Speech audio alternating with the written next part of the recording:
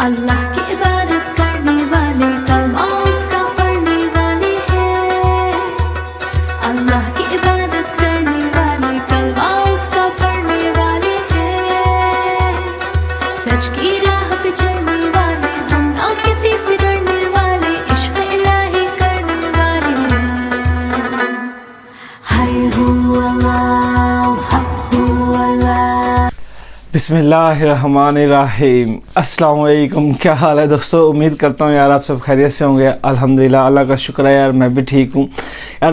बहुत दिनों से मुझे दोस्त जो है ना, पाकिस्तानी जितने भी दोस्त हैं जो खासकर पाकिस्तान में मौजूद हैं, फेसबुक हो गए, इंस्टाग्राम हो गई, व्हाट्सएप हो गया, मेरा भरा पड़ा यार, वो यही कहते हैं जी तुर्की ने जो है ना वीज़ा फ्री एंट्री कर दी है। जी वो कर दी है या नहीं कर दी है बता दें आप हमें। और ईरान ने भी वीज़ा फ्री एंट्री कर दी है, क्या ये हमें आप बता सकते हो, कंफर्म कर सकते हो ये वीज़ा एंट्री फ्री हो गई? तो यार मैंने इस पर थोड़ी रिसर्च की, देखा तो यार कुछ माशाल्लाह हमारे यूट्यूब पे भाई हैं जिन्होंने वीडियोस वगैरह बनाई हुई हैं इसके ऊपर।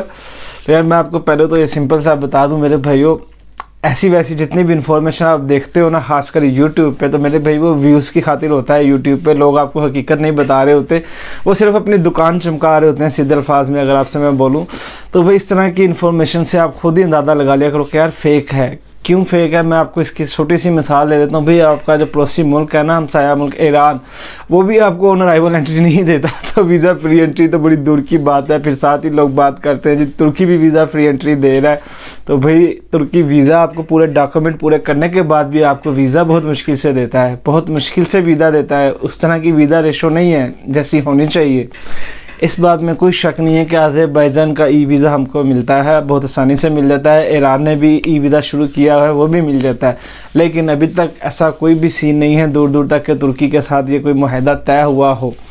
तो जितने भी लोग मुझसे ये चीज़ पूछ रहे हैं ना कि भाई तुर्की ने वीज़ा फ्री एंट्री कर दी है और साथ ईरान ने भी, तो भाई वो जो वीडियोज़ मैंने यूट्यूब पर देखी हैं, मैं उन लोगों के नाम नहीं लेना चाहता, वो भी जो भाई हैं कह लो, जो भी है, खैर छोड़ो उस चीज़ को। तो सिंपल से बात मैं ये कहना चाहूँगा, वो भी कोई रेफरेंस नहीं दे रहे गवर्नमेंट की वेबसाइट का या किसी का भी, वो सिर्फ ऐसे ही किसी भी सफ़ीर का नाम नूम लेके बस आप अपनी वीडियो बना लेते हैं व्यूज़ की खातिर।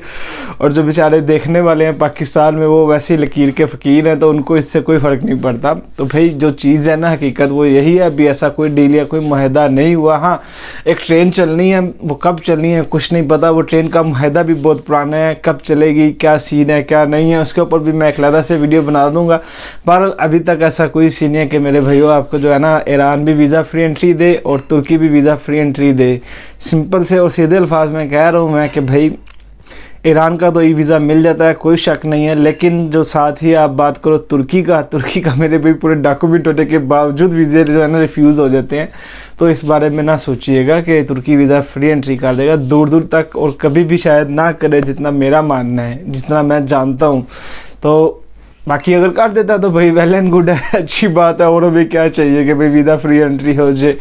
बहरहाल ये वीडियो आपको कैसी लगी है? अगर अच्छी लगी है तो कमेंट करके अपनी राय का इज़हार ज़रूर कीजिएगा, और लाइक करना मत भूलिएगा, और अपने दोस्तों के साथ शेयर भी कीजिएगा।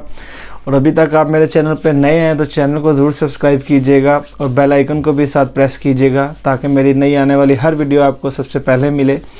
मैं इंशाल्लाह मिलता हूँ आपसे अगली वीडियो में, तब तक के लिए दुआ में याद रखिएगा। अल्लाह हाफिज़।